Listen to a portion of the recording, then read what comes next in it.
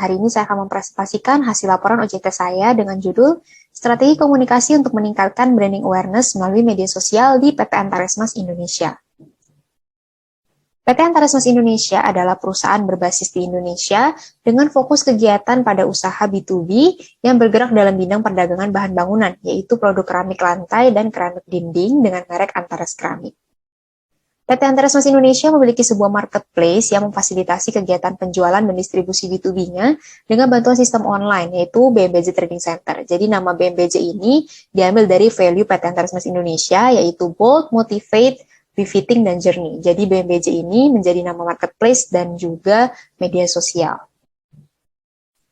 Kemudian saya ditempatkan di divisi Corporate Communications yang bertanggung jawab memegang peran komunikasi perusahaan dengan beragam audiens. Jadi fungsinya adalah untuk branding communication dan marketing communication. Seperti yang kita ketahui, teknologi sekarang menjadi kebutuhan primer yang membantu kehidupan manusia sehari-hari. Tidak dapat kita terlepas dari teknologi yang menghadirkan perubahan dari pekerjaan yang manual menjadi digitalisasi dan otomatisasi. Untuk menghadapi teknologi baru yang terus berubah dan dinamis, maka perlu kita untuk melakukan adaptasi dengan konvergensi dan digitalisasi. Dalam bidang bisnis khususnya, teknologi dimanfaatkan untuk mendukung kegiatan operasional. Salah satunya adalah kegiatan pemasaran. Saat ini untuk melaksanakan pemasaran yang efektif, dibutuhkan kombinasi antara pemasaran offline dan pemasaran online. Antares menyadari pentingnya melakukan digitalisasi untuk meraih lebih banyak audiens. Oleh karena itu, Antares mengambil langkah ekspansi pemasaran dengan strategi digital marketing dengan melakukan aktivasi media sosial dan membuat marketplace. Selanjutnya, ruang lingkup pekerjaan saya terdiri dari media strategy planning, content planning, copywriting, dan social media management. Media strategy planning, menurut Takwel, involves developing a plan of actions for communicating messages to the right people at the right time with the right frequency. Jadi di sini bukan hanya direncanakan isi pesannya saja, tetapi bagaimana menyampaikan pesan tersebut kepada orang yang tepat, pada waktu yang tepat, dan juga dengan frekuensi yang tepat. Pada pekerjaan saya menjalankan proses pengumpulan, analisis, dan penggunaan data dalam mempertimbangkan media yang akan saya gunakan. Semua proses ini dibantu dengan tools-tools media baru. Yang saya lakukan di media strategi planning yang pertama adalah analisis situasi, di mana saya mencari unsur pembeda brand untuk membedakan dengan kompetitor lainnya. Hal ini saya lakukan dengan melakukan SWOT analysis, kemudian saya juga melakukan riset audiens dan kompetitor dengan salah satu tools inflect.com. Di sini saya mencari jenis konten yang digemari, timing posting, hashtags yang bisa digunakan, dan juga keyword SEO untuk menaikkan konten tersebut. Hasil riset tersebut saya tuangkan ke dalam presentasi yang kemudian saya presentasikan pada sesi meeting dan brainstorming untuk diambil keputusan pemilihan medianya. Untuk pemilihan media, kami memang menggunakan media baru partisipatif atau media sosial untuk fokusnya, dan kami akhirnya memilih untuk menggunakan Facebook dan Instagram. Setelah sudah dipilih medianya, barulah disusun strategi berdasarkan media yang sudah dipilih. Penyusunan strategi ini meliputi fokus audiens, nature of message-nya apakah formal atau lebih dekat, lalu fokus tujuannya, karena kami baru mulai aktivasi media sosial, maka tujuan kami adalah branding awareness. Lalu waktu frekuensinya, waktunya kami tentukan itu 3 kali seminggu, lalu penjadwalannya. Jadi ada berbagai macam bentuk penjadwalan, yang kami gunakan adalah skip schedule, di mana kami memposting pada Selasa, Kamis, dan juga Sabtu. Jadi ada jeda waktu 1 hari. Selanjutnya pekerjaan saya adalah content planning, yaitu membuat strategi mengenai isi dan pendistribusian konten. Jadi bukan hanya isi dan tema kontennya, tapi juga format penyampaiannya seperti apa. Yang pertama saya lakukan adalah membuat pilar konten. Jadi pilar ini menjadi pedoman dalam membuat konten agar mencapai tujuan dengan baik. Karena kami tujuannya adalah branding awareness, maka pilar konten utama kami ada 2, yaitu e-katalog dan juga engagement. Kemudian saya melakukan riset bentuk penyajian konten. Di sini saya melihat format kontennya seperti apa yang lebih baik, dan juga warnanya seperti apa, desainnya seperti apa, apakah lebih baik untuk minimalis atau lebih baik untuk kartun dan sebagainya, dan warnanya juga disesuaikan dengan nilai-nilai perusahaan. Selanjutnya hasil-hasil tersebut kami diskusikan di proses brainstorming. Jadi di sini kita ambil keputusan apakah unsur-unsur sebelumnya sudah sesuai. Selanjutnya baru menentukan jumlah dan isi konten. Jadi memang kami postingnya itu 3 kali seminggu, tapi ada beberapa konten seperti konten hari raya yang tidak sesuai dengan jadwal tersebut. Jadi itu juga ditentukan jumlahnya, temanya seperti apa. Lalu yang terakhir kami membuat editorial plan atau konten kalender. Jadi di sini semua konten-konten itu dimasukkan isinya dan juga dimasukkan tanggalnya, diposting tanggal berapa. Selanjutnya adalah copywriting. Setelah sebelumnya sudah di planning kontennya. Di copywriting ini kita membuat materi atau membuat isi dari konten tersebut.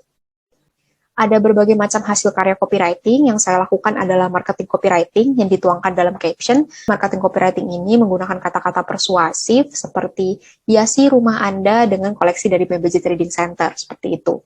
Kemudian ada juga brand copywriting yang menceritakan tentang brand. Itu ada di content introduction dan juga ada di company profile pada website. Selanjutnya saya juga membuat SEO copywriting. SEO copywriting ini menggunakan keywords-keywords yang berkaitan dengan produk dan biasanya ada di content engagement. Saya juga menjalankan fungsi peran sebagai social media management. Ini adalah proses membuat, menerbitkan, dan mengevaluasi konten. Yang pertama, saya merancang profil terlebih dahulu untuk Facebook dan Instagram-nya, dari bio-nya, foto profilnya disesuaikan, dan juga membuat cover Facebook. Kemudian untuk link-nya, saya juga membuat link tree untuk link pada profil Instagram.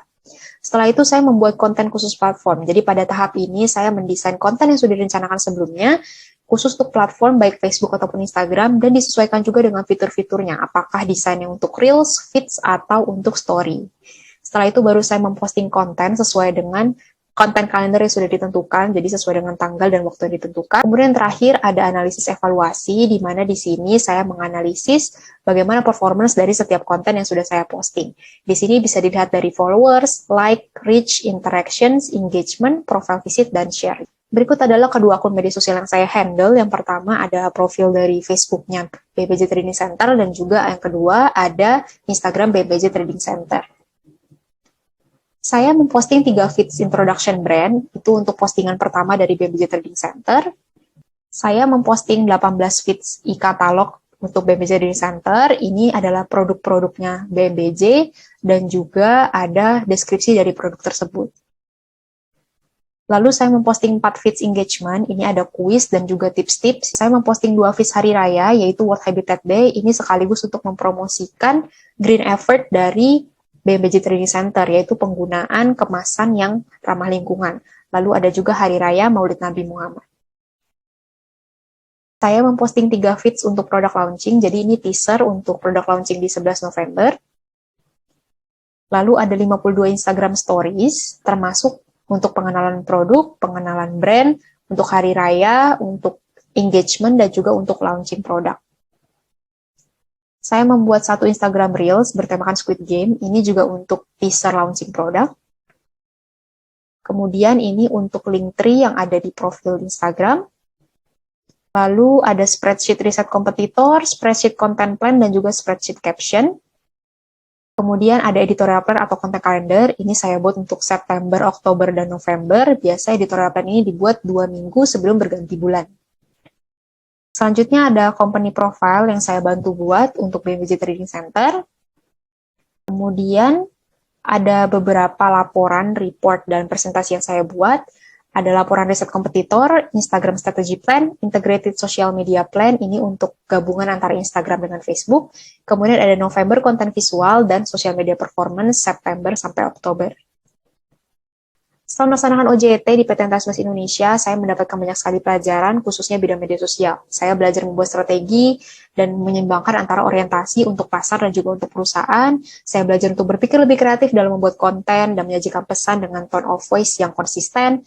Saya juga belajar untuk memiliki komunikasi yang terbuka dalam brainstorming, supaya kita bisa mendapatkan ide dan feedback agar pekerjaan menjadi maksimal.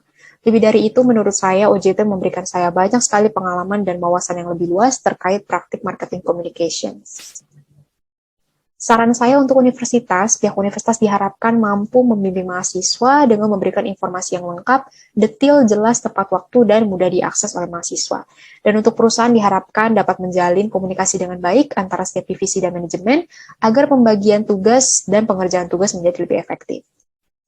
Sekian presentasi saya, terima kasih, saya Gabriel Priscilla, selamat pagi.